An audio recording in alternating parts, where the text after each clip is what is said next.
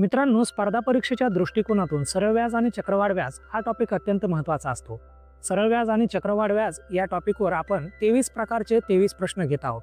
परंतु प्रत्येक व्हिडिओमध्ये मात्र आपण एका प्रकारचा एकच प्रश्न घेत आहोत, त्यामुळे व्हिडिओची लेंथ खूप कमी असणार आहे। म्हणूनच व्हिडिओ शेवटपर्यंत नक्की बघा। व्हिडिओ आवडला तर व्हिडिओला लाईक करा, चॅनलला सबस्क्राइब करायला मात्र विसरू नका। प्रश्न आहे, 800 रुपये मुद्दलाचं दशादशे 7% इतक्या दरानं 3 वर्षात सरळ व्याजानं किती रुपये रास म्हणजेच अमाउंट होईल।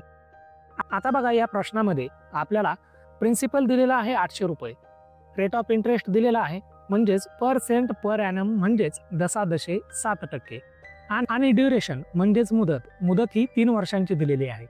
तर या प्रश्नामध्ये आपल्याला हे विचारलं आहे की रास म्हणजेच अमाउंट किती होईल। आता तुम्हाला प्रश्न हा पडला असेल की रास किंवा अमाउंट म्हणजे काय।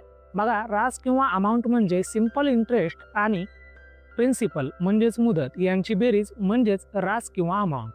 तर या प्रश्नामध्ये आपल्याला काही माहिती दिलेली आहे। मुद्दल म्हणजेच प्रिन्सिपल हे 800 रुपये आहे, रेट ऑफ इंटरेस्ट म्हणजेच दर हा 7% इतका आहे आणि मुदत म्हणजेच ड्युरेशन हे 3 वर्ष आहे। आता दिलेली माहिती आपण सरळ व्याज बरोबर मुद्दल गुणुले दर गुणुले कालावधी भागाकारात 100 या सूत्रामध्ये ठेवायचं आहे।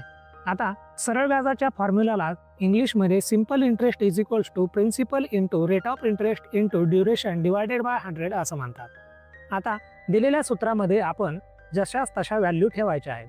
आपल्याला सरळ व्याज तर दिलेलं नाही, म्हणून सरळ व्याज बरोबर 800 गुणुले 7 गुणुले 3 भागाकारात 100 असं आलं। आता बघा, 100तले 2 शून्य आणि 800तले 2 शून्य कमी झाले, मग राहतं सरळ व्याज बरोबर 8 गुणुले 7 गुणुले 3। आता बघा, 8 गुणुले 7 आणि 7 गुणुले 3 याचा गुणाकार हा 168 होतो, म्हणून सरळ व्याज बरोबर 168 इतकं आलं। आता आपण फक्त आणि फक्त सरळ व्याज म्हणजेच सिंपल इंटरेस्ट काढून घेतला आहे। आता आपल्याला रास किंवा अमाउंट काढण्यासाठी रास बरोबर मुद्दल अधिक सरळ व्याज हे सूत्र वापरावं लागेल, म्हणून रास बरोबर 800 हे आपल्याला प्रश्नामध्ये दिलेलं होतं, जी की मुद्दल होती। आणि आता आपण जे सरळ व्याज काढलेलं आहे त्याची बेरीज 168। आता आपण 800 आणि 168 ची बेरीज करून घेऊयात। 800 अधिक 168 म्हणजे 968 होतात।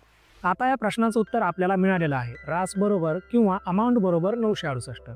मित्रांनो, व्हिडिओ आवडला तर व्हिडिओला लाईक करा, चॅनलला सबस्क्राइब करायला मात्र विसरू नका। Thanks for watching.